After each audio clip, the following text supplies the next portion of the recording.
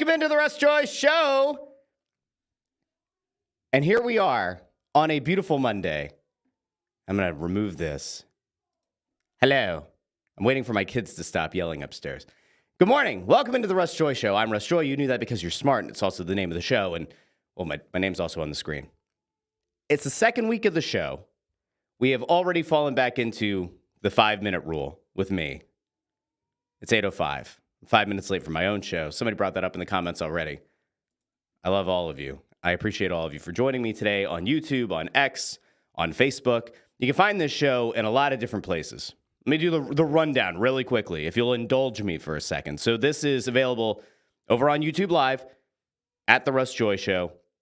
It's also over on the Joy Media LLC accounts on YouTube, on X, on Facebook. And it's also on the Russ Joy Show X account as well as my own, at Joy on Broad. If you don't follow me already, it might be time.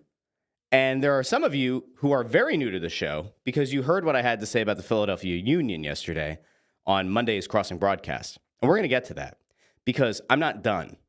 I am going to replay some of those comments, though, because I think it's important to set the stage and set the context. And I don't want to just do a mealy-mouthed version of what yesterday was. I'm going to pick up exactly where I left off from yesterday. And it's like this weird thing. It's kind of the beauty of doing that show on a Monday, this show on a Tuesday. Then I get a day off. I go back on that show on Thursday, and then we're back here on Friday. It's 4 days a week. I didn't think about that when I started this show. I was like, oh, I'll do the show twice a week. I'll mix in a Snow the Goalie. I have to get back on the horse with It's Just Wrestling. Maybe that'll be my 4 days a week. And instead, it's really turning into like 5 or 6 days a week. But that's okay, because as long as you find folks continue to join me, it makes it all worth it. Now, we're going to get into the Union in a second. We've got the Philadelphia 76ers. I talked about this a little bit yesterday. I want to get a little bit more into it today. But I think that the first thing for us to do, if it's okay with all of you, and by all means, you can let me know in the comments where you want the show to go today and if there's anything that I missed. But as of right now, we're talking Sixers, we're talking Union. If you want some Flyer stuff later in the show, drop a comment. If you want some Eagles stuff in the show, drop a comment. If you saw something in national sports that you really want to talk about today or you want to get my thoughts on, we'll go back and forth in the comment section. By all means, drop that in the comments below. But I do want to start off where I left off yesterday with a little bit of heat on the Philadelphia Union. And I know that there are quite a few people who watch this show and who listen to this show who remember how I kind of jokingly said in the trailer for the show, like, yeah, maybe we'll get to the Union. Maybe. And it's not me crapping on the Union. I want to be very clear. I think it's important to set a little bit of context here. I think it's important to set the stage a little bit for why I got as worked up as I did yesterday, which you're about to hear.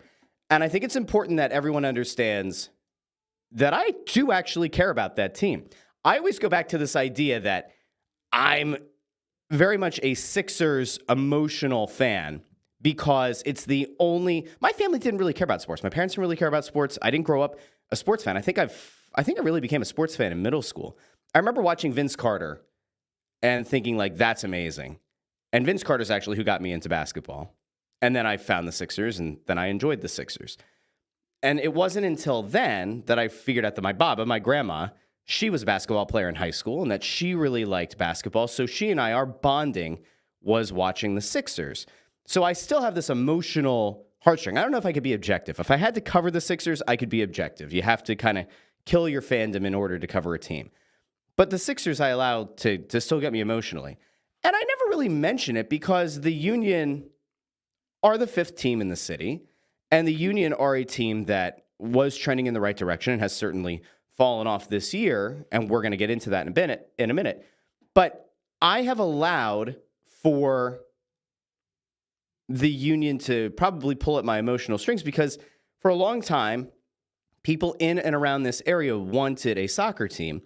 And there was a group of people who went to City Hall, who petitioned Major League Soccer that they wanted a team and went out and supported a team that didn't exist yet. And it spoke to the fan base. It spoke to the rabid following that soccer could have in this area. And so I was not one of the people who showed up to that, but I was a season ticket holder, I think, in 2014. I think it was 2014. It might have been 2015. I don't remember. The years all started to combine when I got married, and then within a year we had a kid and all that. But I was a season ticket holder. eventually, I gave up those season tickets for a bunch of reasons. Eventually, through Crossing Broad, I covered the Union. I was at the game where they won the Supporters Shield. I played in their media game.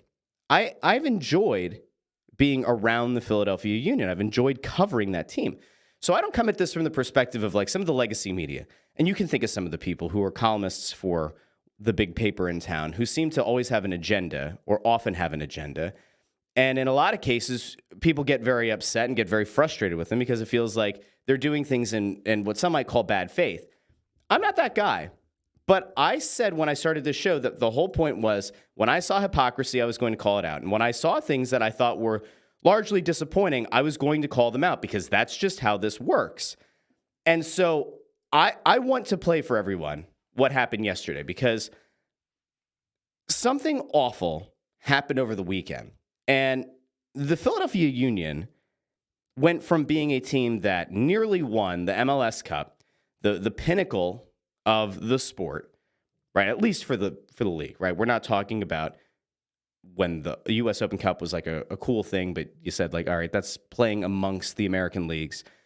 And it's not quite the same thing as playing in the CONCACAF Champions League. Some might argue that's a more prestigious title.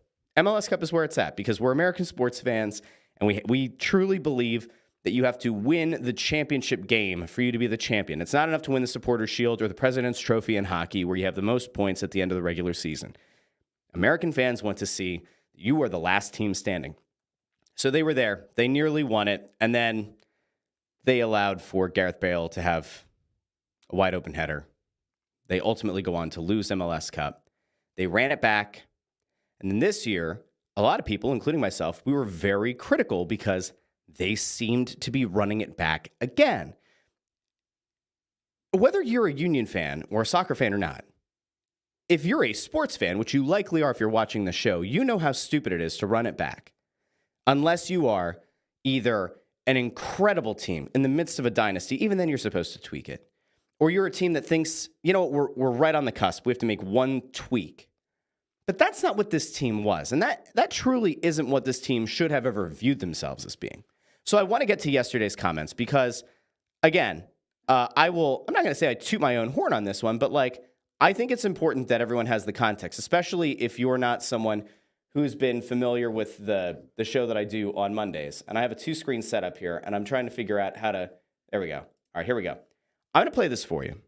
And if you like it, great. And if you don't, great. But this is going to give you context because I'm not done with calling out some of the people who I think genuinely screwed up in a massive way over the weekend.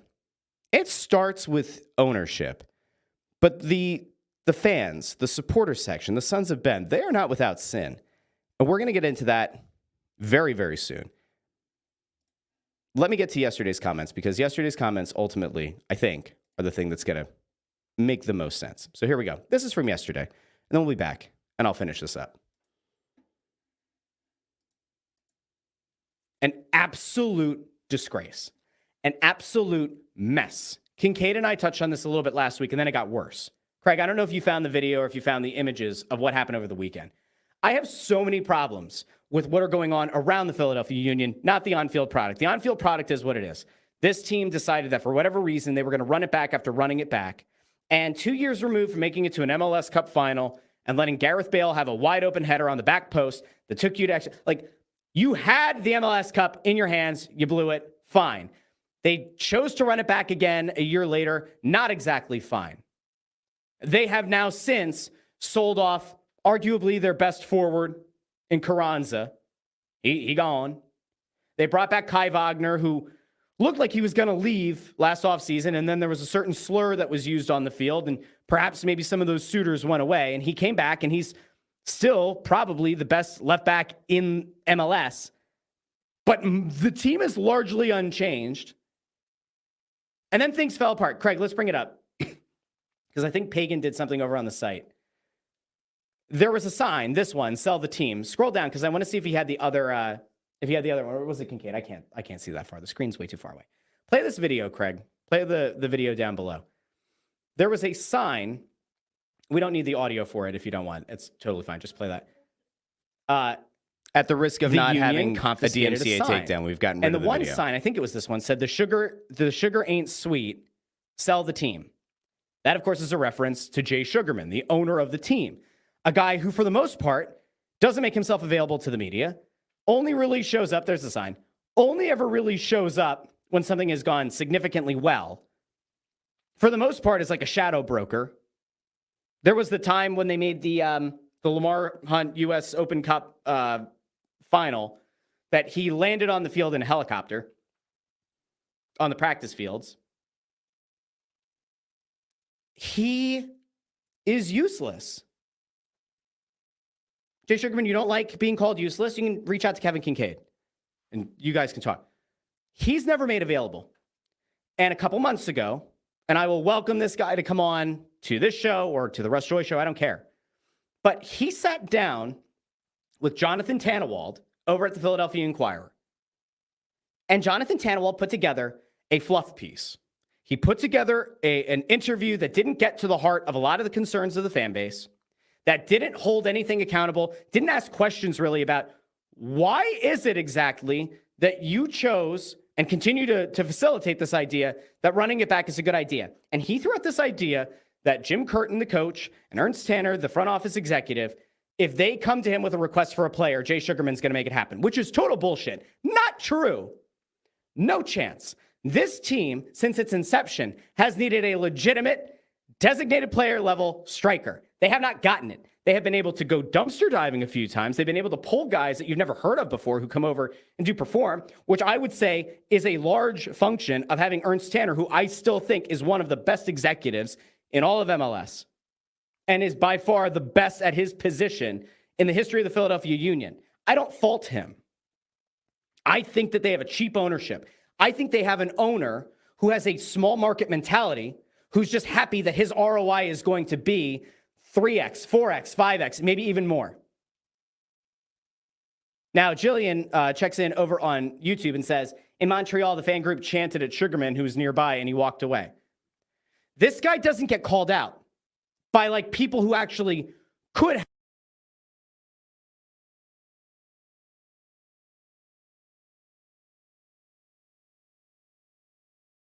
have a critical conversation. This is the problem with me trying to move too many things around at once. I wanted to pause that for a second because context is key. Context, if you work in media, is ultimately critical. So I'm pausing there for a second because I want to get to a couple of the quotes from the piece. I referenced the piece with the Inquirer, and in this clip that we'll go back to, I reference it again. So I want to just be fair. I want to make sure that people know, especially for the new people, that I'm not just throwing a bunch of bullshit out there. I want you to know that when I call out media, I typically bring the receipts because that's important. If I say something stupid on this show or on Crossing Broadcast or on Snow the Goalie or any other show, ultimately it comes back to me. I have to be responsible for what I say. It's how it works. Talking to a microphone, you put things out publicly, you have to do it. You write something on a site, especially a legacy media outlet like the Inquirer, when things come out, when quotes are brought into a piece, they're now fair game. So here are the quotes from that article from the Philadelphia Inquirer from a few months ago. The name of the story, let me see if I can find it really quickly as I kind of dolt around here. What are the union's ambitions? Owner Jay Sugarman opens up about how he sees he sees them. Sorry. So that was from back in May. Here's one of the quotes. This is one of the first ones that pissed me off and probably pissed off Union fans. Knowing how close the Union are to be truly elite, is he, Jay Sugarman, more inclined now to push the boat out, to up the ante, and yes, to spend more money? Perfectly fair framing. Sugarman says, quote, I ask Ernst, Tanner, every week. We have weekly calls, and I say, what do we need to be successful? Sugarman said, he's 100 times smarter about it and what it takes to be a sustainably excellent team, referring to Tanner. So I defer to him. And if he comes to me and says there's a piece we must have, he's going to get support. This is what I said is bullshit yesterday. And, according to Tannewald, for emphasis, he added, there's no resistance to our technical staff saying, here's a piece we really need. Okay, so if that's true, which I don't think it is, but if that's true, that means that where I typically sit back and say, hey, Ernst Tanner is one of the best executives in MLS, is easily the best sporting director this team's ever had, then it's his fault, right? Because his decision to run it back, apparently unilaterally, is the reason that the Union are in the state that they are. And the fact that they haven't gone out and made any kind of a big money signing of any real value, brought any kind of star power in, really brought in a DP level striker that's not somebody that you found in the second division of Germany or the fourth division of Norway, right? I'm joking here, but like kind of. They've gone dumpster diving. Like they found Kai Wagner at the bottom of a trash pile somewhere in probably Süddeutschland. I'm not sure. I forget. But they've been able to kind of like polish up turds or what appear to be turds, and they turn them into very good players. And in fairness, a lot of the Union players that they have found that have had absolutely no fanfare have actually developed into or proven to be very good players, which again is why I come back to Ernst Tanner and I say, this guy is the real deal. He is 100% the kind of executive that any team in the league would be lucky to have. Okay, let me now go back to the video from yesterday because I have more quotes. I have more quotes, and some of them from this article from the Inquirer are absolutely damning. I mean, they're disgusting. But I feel like it's better to kind of splice in between me here and me yesterday. What a narcissist, right? It's two of me. Sorry. All right, here we go. Back to yesterday's quotes. Jonathan Tannewald at the Inquirer could have had that conversation. Didn't do it. And the reason that I'm incensed about it, and then I'll get back to the Sons of Ben and how they piss me off, as somebody who was once a season ticket holder, and as somebody who got into it once with, I don't know, it was a fucking capo or whatever doesn't matter. Bunch of self-indulgent pricks at the time. Maybe they're not anymore. Some of them were. Jonathan Tannewald does this story a few months ago, and Sugarman talks about how it's important that they leave spots on the senior team, on the actual Philadelphia Union team that you pay money to go see, or you pay money to Apple TV to watch on TV. It's a great stadium, great place to tailgate. I loved the atmosphere going to Philadelphia Union games, okay? I covered them when they won the support show. I genuinely want that team to be something and to matter. But they have taken it from where it was a cup finalist to being running it back and being very close to doing it again to what is essentially like, are they going to even make the playoffs? And if they do, is it just going to be a bottom of the table kind of team? Tannewald has the owner who doesn't talk to the media. Sugarman says, it's better to not go out and get some guys who could block the academy players. And as if that weren't enough, and as if that weren't reason enough to be angry as a reader, if you have ever cared about the team, Tannewald added his own commentary that's actually a pretty sensible way to look at it. Because they've invested in the academy, it's a sensible thing to do to not block potential Union Academy players, which is such small-minded bullshit. It doesn't work in Philadelphia. It shouldn't. If Don Garber, the MLS commissioner, had cojones, he would look at this ownership and say, either sell the team or bring on more owners who are going to contribute money. One of your biggest market teams shouldn't be applying.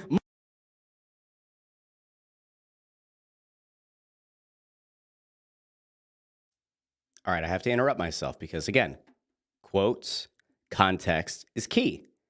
Critical, 100% critical to this whole thing. So let's get back to those quotes, the ones from Sugarman and then Tannewald's assertion over top, which drove me nuts. All right, back to the piece from a couple months ago. Then came another caveat, but this one felt different from the past. This is what Sugarman says. It can't block the longer-term plans that Ernst has and the players coming up. This is about the idea of going out and acquiring players. Can't block the longer-term plans that Ernst has and the players coming up. So they can't go out and acquire guys that might mess up the long-term plan or that could block their academy players. And as if you're a Union fan, you know this team invests copious amounts of money, whatever money they have, into the academy. They don't really invest it in the senior team, but that's neither here nor there. Now, Tannewald, this is his commentary. The difference was not just in Sugarman's words, but in the truth behind them. Oh, now we're waxing poetic. Now we have commentary. The players coming up do have that much potential. Attacking midfielders, Kevin Sullivan and David Vasquez. Strikers, Anis Saidi, Jameer Johnson, and Diego Rocio. And center backs, Brandon Craig and Neil Pierre. Join me for a moment here, outside of Sullivan. Truly, from the national stage, if we look back. Just join me in a collective. What? Okay, that's the commentary. Okay. We continue. This is Tannewald's commentary. Only Vasquez among them is truly close to playing for the first team, but the rest could be just a year or two away, depending on their ages. Their time truly is coming, and it's a good principle not to block them. That's not the owner. That was the writer.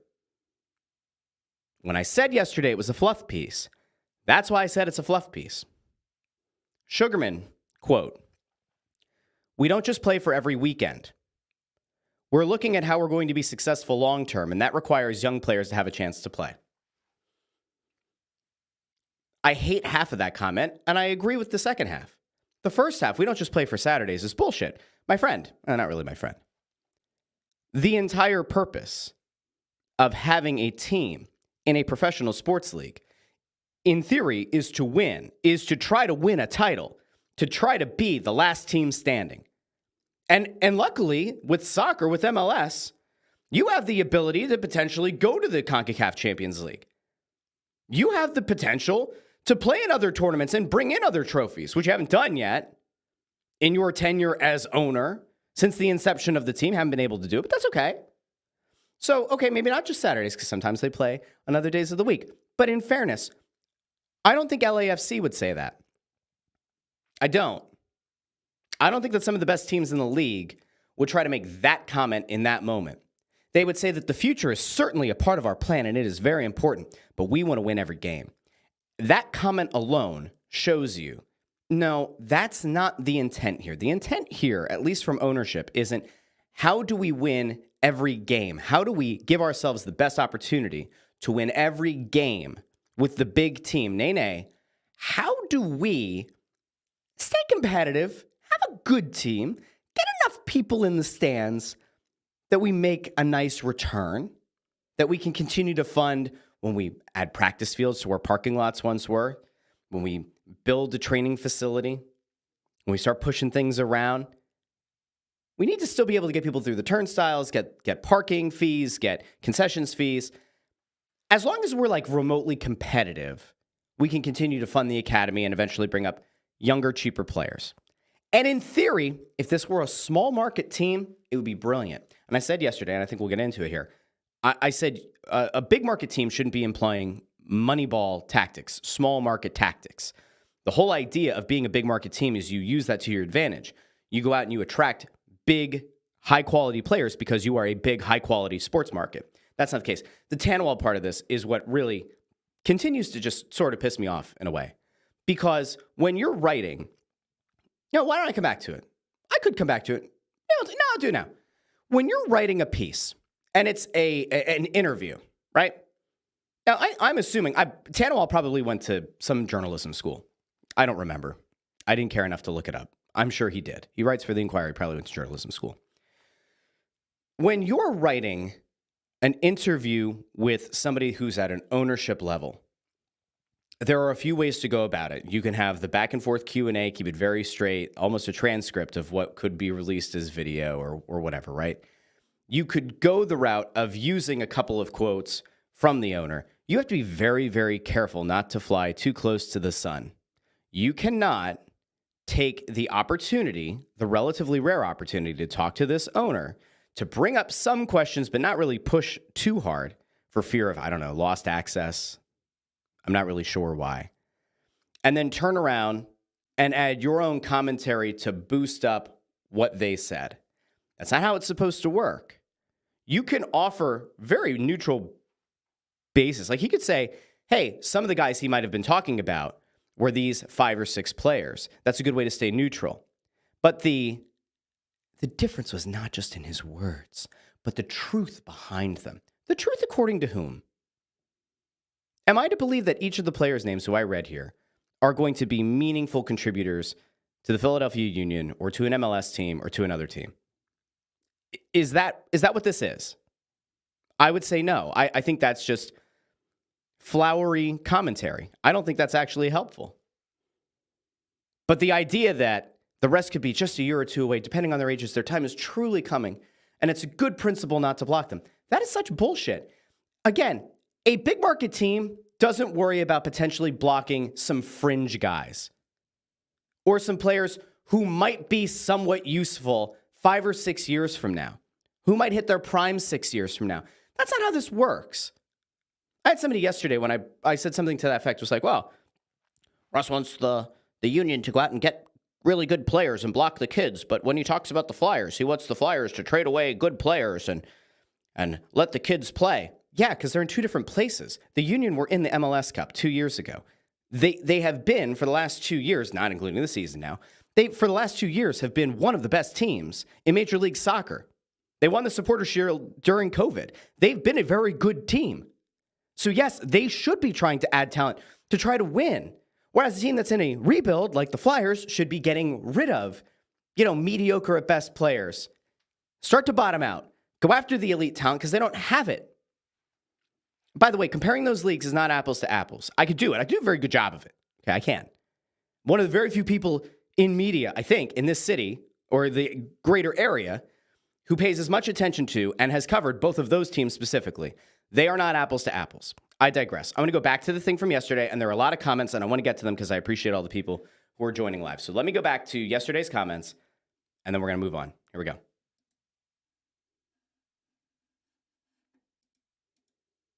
Moneyball tactics. That's not how this is supposed to work.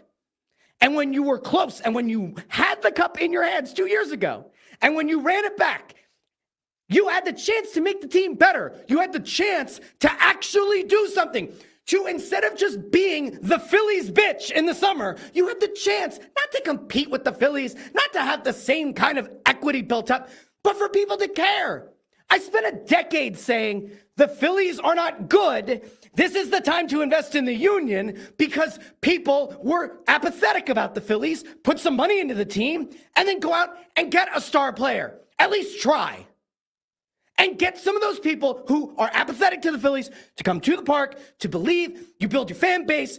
I had been told years ago that the actual area that the Union Stadium, the Subaru Park, is built on, was actually set that they could extend, that they could expand the seating if the stadium, if the team ever got good enough and they built enough of a fan base. They had it. What the fuck were you people doing? Jay Sugarman, what are you doing? What are you thinking? Because you, for whatever reason, chose not to invest, chose not to bring on more minority owners who could invest. Kevin Durant, as a minority owner of the team, has a minority stake in the team. Because they didn't invest funds into that team, and because they chose to be complacent and to run it back, they have now put themselves in a position where they are not only just losing the chance to get those casual fans, they're not just losing some fans who have been around for the last 2 years watching a very good team. They are losing people who actively have chosen to support that team for over a decade. And that includes people, and I'm gonna have to, put a pin in this. Go subscribe to the other show for tomorrow. They are going to lose people who were supporting Philadelphia soccer before there was a team. The initial people who founded the Sons of Ben, who went down to City Hall, who were actively having like a campaign, MLS, give us a team. We have a large fan base in the greater Philly area. Give us a team. You're losing some of those people. But here's why I have to put a pin in it. Because I don't have enough time on today's show to get into why the Sons of Ben dropped the ball in the biggest way, in one of the worst sellout bullshit corporate messages I think I've ever seen a supporter section of a soccer team put out. We're getting there today. And I want that comment, by the way, Craig. I'll pull it up. Sean C. I can't wait for my season ticket opt-out opportunity. Gonna hit my inbox like a drug. There you go. There is a paying season ticket holder who is not only not contemplating, do I do it, do I not? It's saying, I'm looking forward to opting out. Tomorrow on the other show, today, I'm going to tell you why the Sons of Ben dropped the ball. Yes. Not only did they have to put out their statement that nobody could read. That is true. They put it out 2 or 3 more times. There was sass, whole bunch of bullshit. And they said they didn't want to put their group at risk. I guess with ownership or with their standing with the team. And it is such a lazy cop-out. And it is so disgraceful. But given some of the interactions I've had with some of their leadership over the years, I have to be honest, I'm not exactly surprised. So let's get there. Because that was actually a part of yesterday that when I did that show, I was actually very excited to get into. Truly. Because I watched from a distance as the number 1, allegedly, supporters section for the Philadelphia Union put out an absolutely lazy bullshit statement. Now, when I always say keeping people accountable, I'm going to tell you exactly how I know and why I know that this was bullshit, or at least why their concern or their fear or whatever it is that they have defaulted to is bullshit. I can tell you exactly why. And by the way, apologies if you're watching the show for the first time and you're not used to a little bit of profanity in your Philly sports coverage. My apologies. I guess I should put like one of those Pat McAfee disclaimers about how people talk in the real world. But here we go. I lit up Tannewald for doing what I think was a very poor job. I lit up the owner because I think the owner has been given the opportunity to just do whatever he wants, because it is sort of his right as the owner to do that, to fly in on a helicopter when they advanced to the final of the Open Cup a few years ago, for him to never really talk to the media, and that when the media finally does, they don't have the cojones to really ask him tough questions. Okay, fine. There is a group of people who should be able to speak, what I forget what the phrase is. Sometimes I think it's bullshit. Speak truth to power or whatever. There is a group of people who could actually try to do something. There's a group of people who their very existence is largely based on the belief that they're supposed to be the ones who speak up for essentially the voice of the voiceless. The people who are supposed to have some kind of connection to the team, whether it's a formal or an informal relationship, they're supposed to speak up for the average fan. And that's the Sons of Ben. Now, I have a checkered past with the Sons of Ben. And the reason is like kind of simple. I mentioned earlier, I was a season ticket holder at one point. And I thought the Sons of Ben were great. I thought it was fantastic. They had the, what was it, C lot, I think, for the longest time, like way past the Wharf building. It was that final parking lot. And I loved the tailgates, and it was a lot of fun. I met a lot of great people. And I remember somewhere along the lines of when I think it was the year that I was a season ticket holder, the Union were absolute trash. Things were totally falling apart. And we decided, like, we have to do something. Now, I say we. It was like a collective we. And it wasn't we, the Sons of Ben. I couldn't speak on behalf of them. I was a member. I wasn't in leadership. Now, if I remember correctly, the Sons of Ben didn't tacitly approve of the plan that was put into place. They didn't exactly formally say, yes, we are going to do this, but many of them participated. And I'm actually going to throw to that really quick, because for those of you who are not exactly sure, again, I come back to like many of you who are listening right now or watching are Union fans or have an understanding. But if you don't, I want you to understand just how crazy things used to be. Okay, so a few years ago, I think it was back in 2015, this happened. Nick Sakavitz was in control of the team, not the owner. He was a sporting director at the time. He was the one who shouldered most of the blame for what was happening. The inability for the team to spend, the inability and the unwillingness to seemingly improve the team.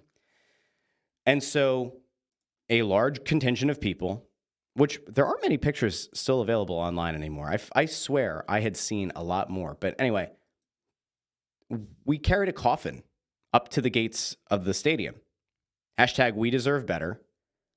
And then it was Nick Sakavitz, serial franchise killer. Now, what we didn't know, this is actually the part where it does suck, and we all felt bad about it after the fact. Apparently, he was battling cancer at the time. No one knew, okay? Because nobody, well, at least I certainly, am not the kind of horrible, disgusting human being who would have been like, oh yeah, guys cancer, who cares, will carry a coffin. All right. So it apparently upset him and it upset his family. But in fairness, no one knew. So we walked that coffin to the stadium. There was a conversation at the time of, do we take the coffin? Do we try to take the coffin into the stadium, right? Imagine, because I think it was a nationally televised game. And even if it wasn't, imagine the optics of the supporter section or members of the supporter section going into the river end with a coffin with franchise serial killer or serial franchise killer, Nick Sakiewicz. Like, imagine what that would do on social media. Imagine what that would do. It probably would have made the national news on ESPN or somewhere, Fox Soccer, whatever. And ultimately it was decided, no, there's not going to be an effort to like storm the gates, to knock down the gates and take that in, okay? That wasn't going to happen. But it did get coverage. It did get some national coverage as this group of supporters marched to the stadium with a coffin. They got the point across that this status quo of not spending on the senior team was not acceptable and that the supporters had had enough. Now, I do remember at the time there were questions of different chants, different kinds of tifo. There were going to be like all different things of, you know, what are we willing to do? And a lot of people still at the time were like, oh, well, we want to support the team. That's our goal. That's our point. We're supposed to support the team, supposed to support the players and the coaches. And like, that's great. But like, you have to at some point, like have a little bit of intestinal fortitude to say, you know what, like the players know we support them, but like, we gotta like stick it to ownership. Right. So that happened. It was effective. And like, we were 5 years later, they win the Supporter Shield. They eventually get to MLS Cup. Like it was a relatively quick turnaround, all things considered. They went from being a bottom feeding team to actually starting to invest some money in the team, going out. They eventually got rid of Ernie Stewart. They brought in Ernst Tanner. Things really turned around. It was great. Okay. It is important. That's why I say front office executives can be really important. That's where we were a few years ago. Now I bring this back. Why did I have a problem with what the Sons of Ben did over the weekend? Because before the game, before ownership took the opportunity, or somebody in the event staff took the opportunity to confiscate signs, one of which was on the thumbnail for this episode, Sugar Ain't Sweet No More, Sell the Team. The Sons of Ben, who fans look to be their voice, dropped the ball horribly, disgustingly. And I'm going to show you what they did first. And it might seem like a little bit of, kind of like kicking them while they're down. But in fairness, like this wasn't exactly great. Sons of Ben go on to Instagram. I believe this went out to X too, but then eventually got deleted. They put out this statement. Now, the people who are listening to the podcast feed don't know why I'm squinting and probably don't understand why it's funny. That's why you go check out YouTube. They put out this statement. You can't read that. You would need to download that and zoom to read it. Okay, fine. So they took a little bit of heat and it became, all right, we're going to put it out as a PDF, which is what they did next. Then they shared it as a PDF. Okay. I'm going to read really quickly what the Sons of Ben said going into Saturday's game. We, the SOB board and Capo pool, fucking capos, have heard the call for protests and statements regarding the state of the team and apparent lack of resources being put into the team. The fuck does that mean? Apparent lack of resources. Buddy, watch the team. Watch the running it back after running it back to front. Like, what are we doing?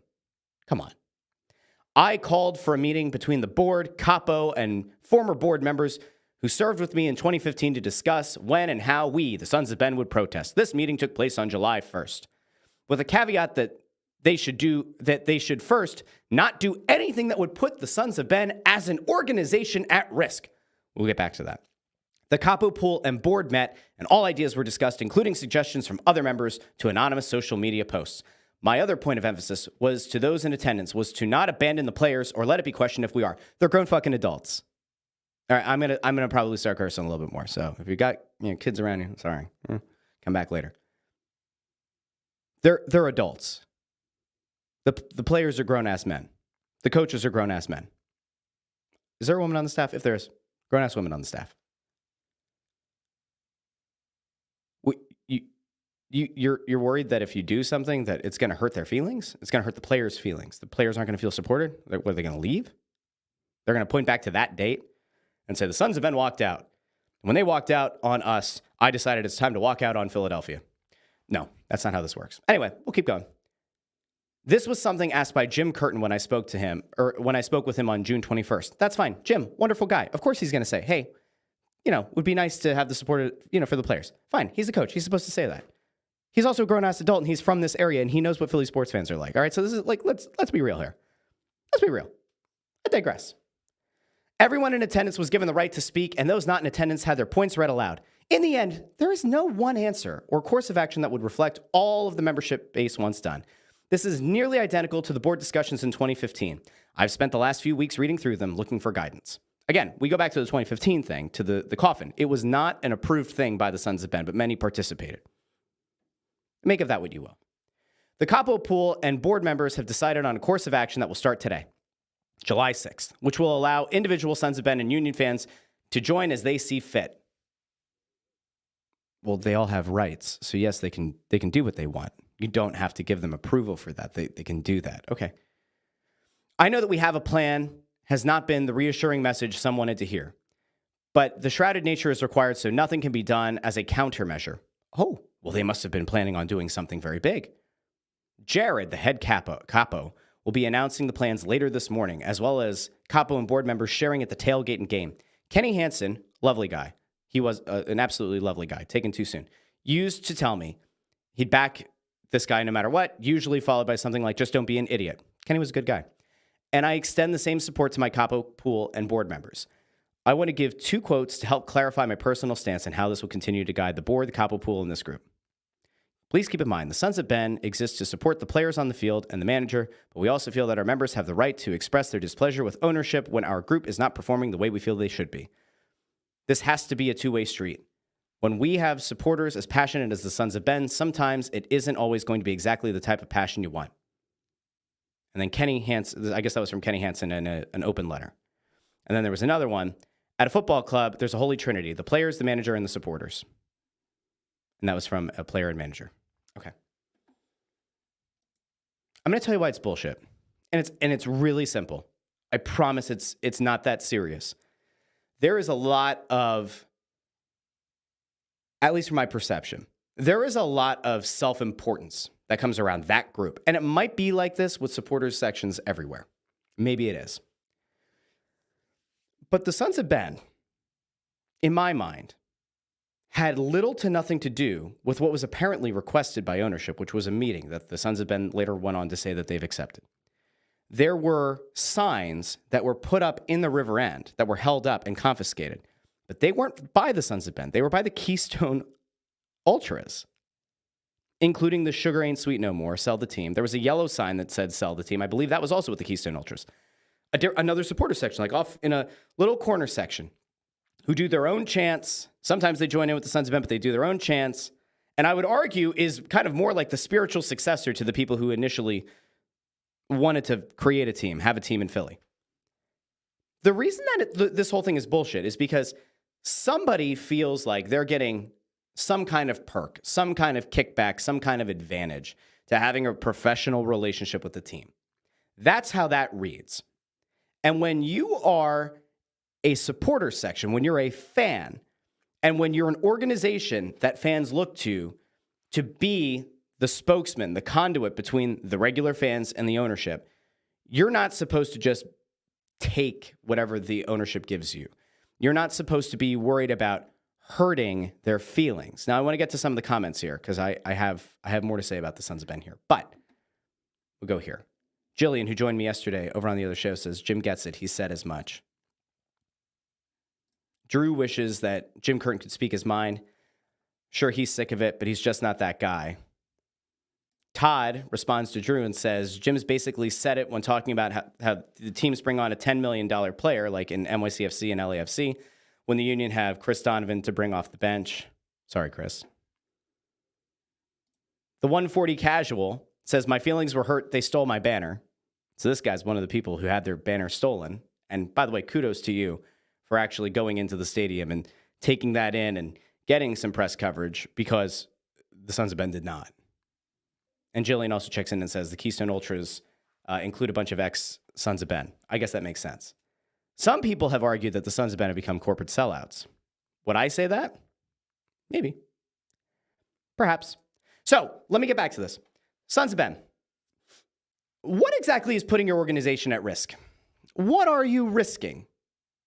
If you created a TIFO that said sell the team, which they probably wouldn't be able to get past security, if you put something critical on the TIFO as the supporter section, what are you putting at risk? What exactly, and be specific. Somebody from Sons of Ben, by all means, you can come on the show on Friday or on another day. You could choose the day, I don't care. What are you putting at risk?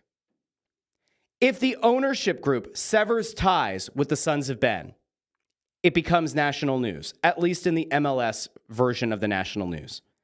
If the ownership tries to actively boot a supporter section for being critical of ownership, you, friends, have a massive potential lawsuit on your hands. If they try to revoke your season tickets because you had the audacity to say sell the team, that could be actionable. Are you worried that they're not going to support your efforts tailgating? I'm sure that that's a good moneymaker. Is that what it is? Is that what gets put at risk? What exactly gets put at risk? Do you have an open line of communication to Jay Sugarman in the front office? Is that what you're afraid of losing? I'm going to tell you why it's bullshit, though. It's very simple. I, lowly me, have a podcast, Snow the Goalie, the Only Flyers podcast. Okay? I do this with a former Flyer, Bundy, Chris Tarian. I do this with a longtime reporter who once worked for the organization, Anthony Sanfilippo. We were as critical of the Philadelphia Flyers as could be for years. Years. We were viewed as like enemy number one, persona non grata, as an entity. We were hated by the prior regime, hated because we put their feet to the fire. We would go down, sit in press row, and actively talk about how their new team of people that they had brought in that were not from the Philly area, didn't want to understand Philly sports, didn't care about Ed Snyder's legacy, they didn't care about the culture, any of it. We called those people, we used Xfinity Wi-Fi in Wells Fargo Center, did live stream shows between periods, pregame and postgame, talking about what an absolute shit show it was. Could we have lost our credentials? Maybe. You know what we also could have done? We could have appealed. Now, we had the little bit, if you want to even call it, backing of the Pro Hockey Writers Association. In theory, if they tried to revoke our credentials, we could have done an appeal, but it doesn't really matter, right? Like, there is a way, in theory, that takes you so far, but it doesn't necessarily guarantee you're going to get your credentials. There have been other reporters who have had theirs taken from other markets, other teams. But we did that. And then eventually, when the group changed over, they approached us and said, hey, do you guys want to do something together? You have this very loud, energetic fan base. Would you ever consider doing a partnership? And the number one thing that we said at the very beginning of that negotiation was, you don't control anything. You don't control what we say. You don't have influence on the way that we go after certain topics. If you screw up, we call you out on it. And it's written in the language of our contract, of our partnership deal with the Flyers. We did that. We said either we get this, we either get creative control or we walk. We are not going into this to be propaganda. Guess what, Sons of Ben? Whatever kind of agreement you may or may not have with the team, if you haven't gotten that in writing, you probably should, or somebody should have by now. You have certain rights as a fan, and as a fan group, and as a supporter section. Telling people, well, we can't, there is a little bit of truth. We don't have something that will make everyone happy. That's true. There are probably certain fans who are like ready to burn half the stadium to the ground until Jay Sugarman sells, right? Like, not actually, but maybe. Some people are crazy. But there's no reason that you can't do something, that there's not something actionable that you could do. There's no reason you can't take signs in. There's no reason you can't take a TIFO in. There's no reason that underneath your shirts, you couldn't wear a letter shirt that in the river end could spell out, sell the team. Hey, there's a workaround. I just helped you. Put together shirts as a shirt TIFO. It's actually kind of stupid, but it's actually pretty good. Wear a shirt under your regular shirt so that the entire river end spells out, sell the team. Guess what? Is security going to strip you? I don't think so. That's another problem. Just throwing it out there.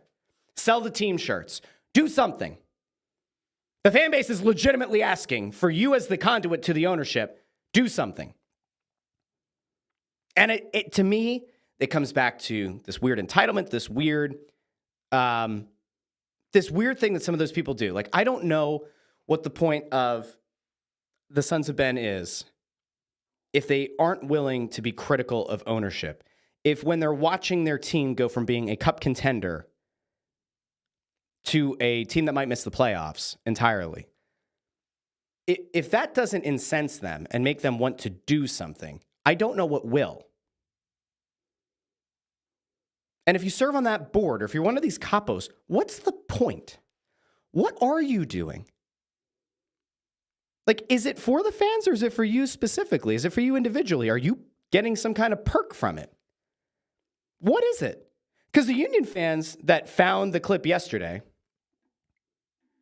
those fine people, there were so many responses to that tweet, to that video, that it was people saying, like, I've had season tickets for a decade and I'm going to get rid of them. We had the guy say on the show yesterday, I can't wait for that opt-out email to hit my inbox. It's going to hit like crack or going to hit like a drug.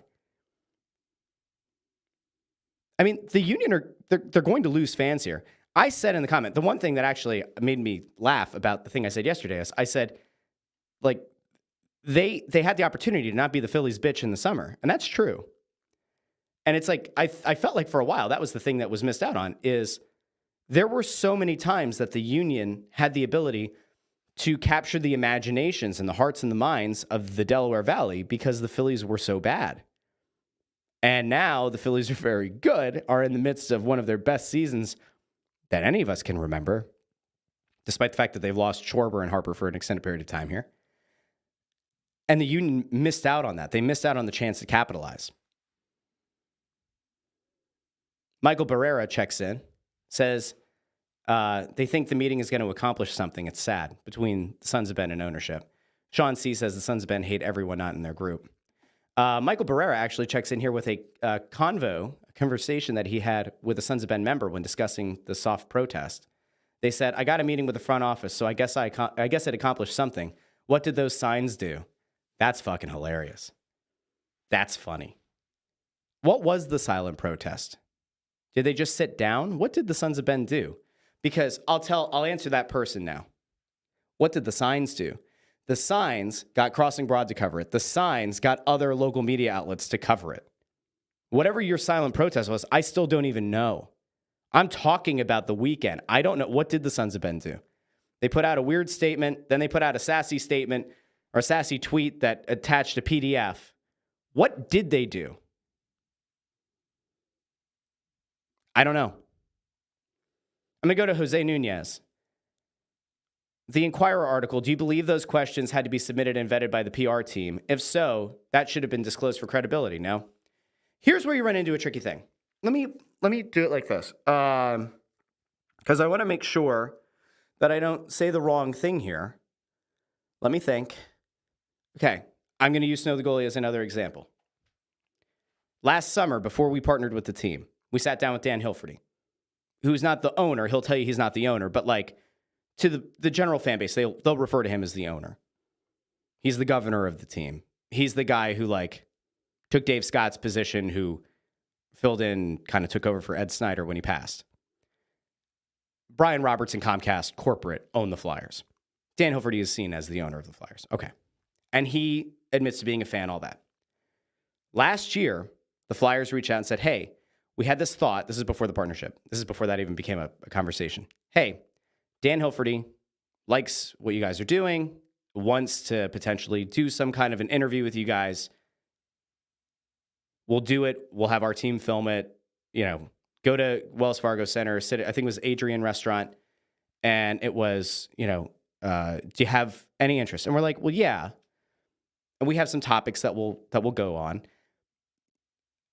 And part of the negotiation that you work out with, especially if it's the owner of a team, is there might be something where you say, hey, is there anything that you guys don't want us to talk about? And then there's something on the other side as well. Like, if we do this, we have to be able to ask about whatever, right? Dan Hilferty's a good guy. There weren't anything, there's nothing that I can remember, because this is before the Carter Hart thing played out.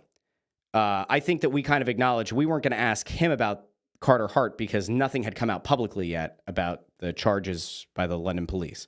This is like months and months and months before that ever actually showed up. There had been murmurs and all that.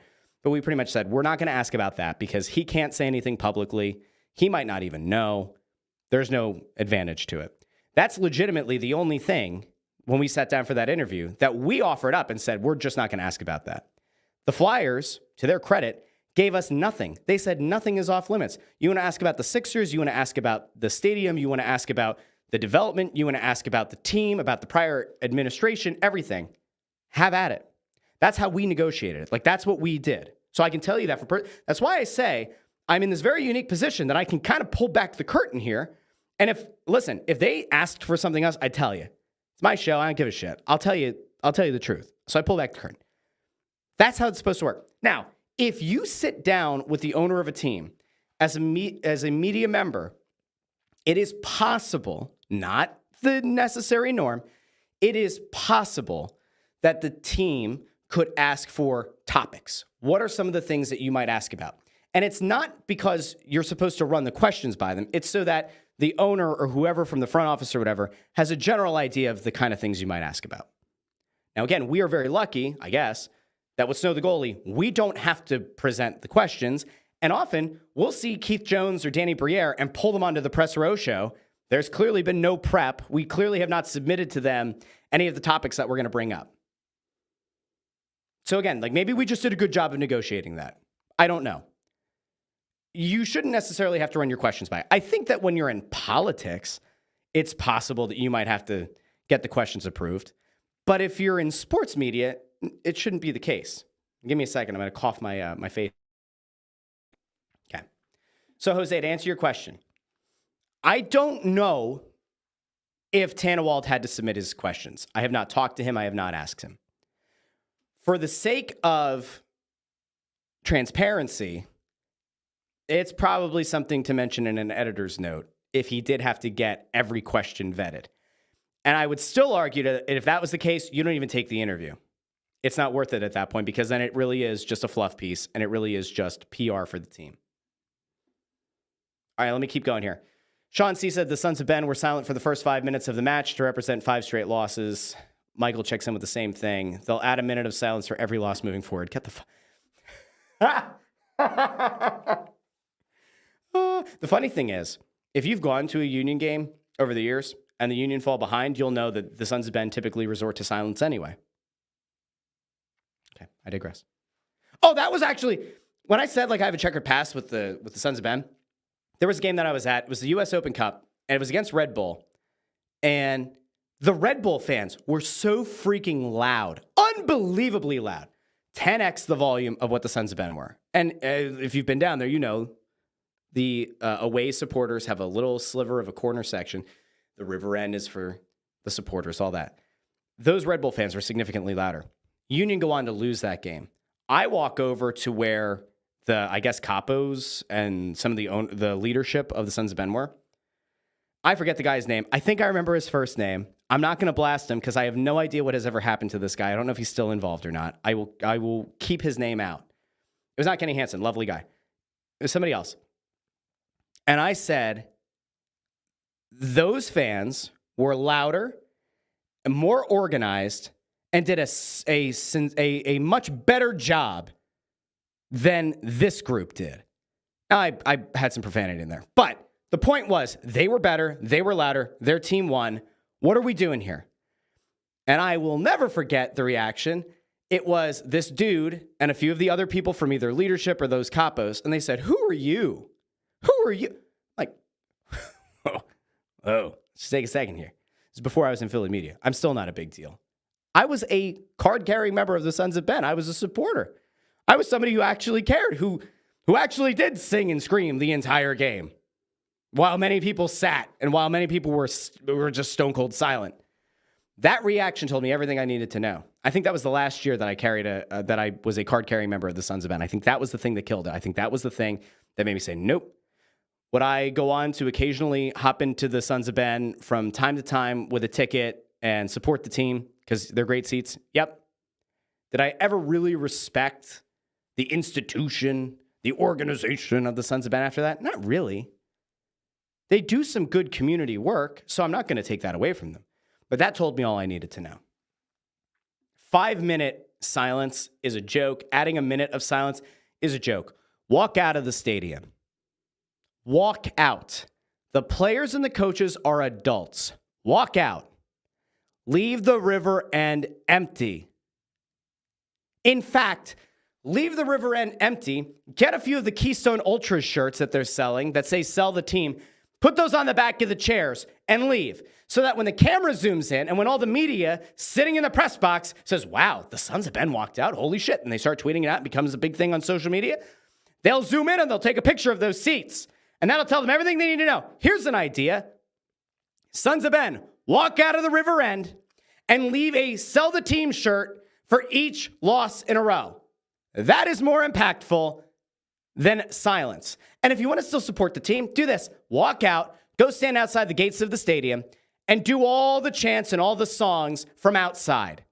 There, you're still supporting while actively showing that you don't support ownership. This isn't hard. Not hard. Sean also says that the Sons of Ben left a tifo in the parking lot that read, help wanted. So yeah, not great, guys. Not great. Pallet 12 says that they left the tifo in the lot because they were afraid of the consequences. Wimpy.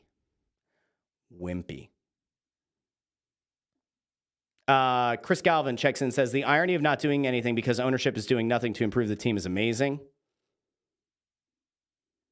Jose Nunez, who was the one who clipped the show yesterday, put that clip out that a lot of these Union fans found. No, I didn't ask you, Siri. Said that he's never had to run the list of questions by. He's a beat reporter for the Union. That he's never had to run questions by for players, but has been given guidance by the team, like reporting the Bedoya issue last year. Now, that's fair. When you're a reporter, you're supposed to check in with PR from time to time. If you hear a rumor or if you get it substantiated by multiple sources, you can go to PR first. In theory, you're supposed to check with PR to see if there's any kind of comment from anybody in the organization or from that player or the front office or whoever it is.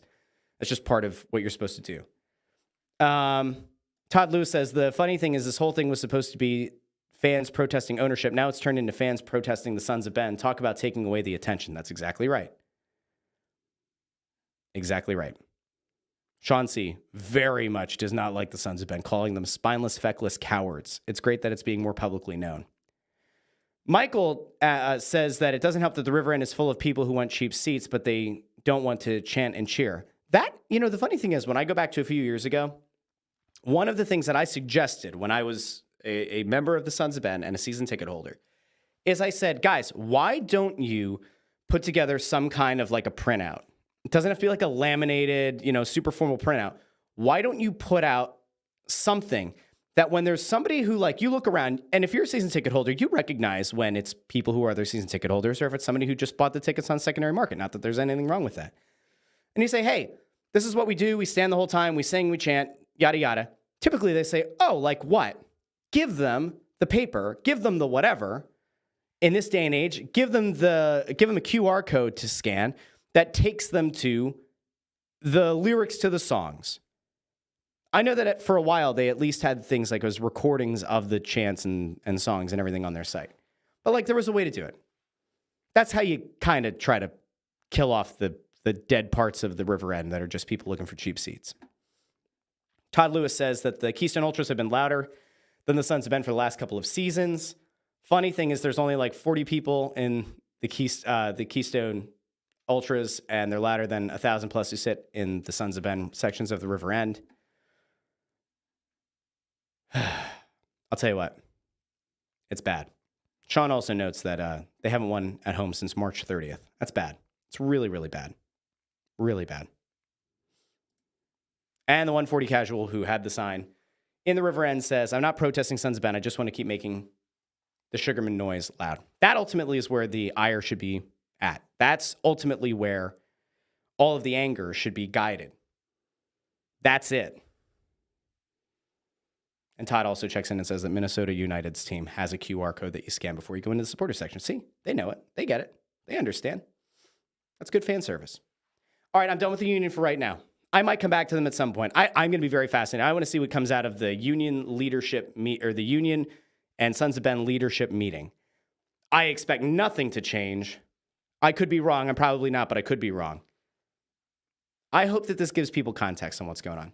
Now, I know I was going to talk about Paul George and Tyrese Maxey on today's show. I know it's in the thumbnail. It's in the description of the episode. I might have to rework the thumbnail. I'm going to probably move that to Friday. The show's already over an hour. My goal has always been do the show for 30 to 45 minutes. We're already way over time. I'll talk about the Sixers on Friday's show, along with other big topics in Philly sports and national sports. I want to thank everybody who joined me live for the first time ever today over on YouTube at The Russ Joy Show, wherever you get your podcasts, at The Russ Joy Show on Apple Podcasts, Spotify, Pandora, Amazon Music, wherever you get your podcasts. A big, big thank you to all of you who tuned in. If you are new, please subscribe to the channel, ring the bell so you get notified whenever the show goes live. This show is live every Tuesday and Friday at 8 a.m. So I want to thank all of you again. Make sure you share this video, like the video, share the video, subscribe. If you listen to it in the podcast feed, share it with a few Philly sports fans in your world. Like I said from the very onset of the show, I'm not going to create controversy for the sake of creating controversy. I'm not going to just talk about the Eagles just to talk about the Eagles. Today, we went way off of what the radio would do. We talked about a big thing in Philly sports, which was what happened over the weekend with the Philadelphia Union. So I want to thank you all again, and I will talk to all of you on Friday here at 8 a.m. on The Russ Joy Show. Have a great week, everybody.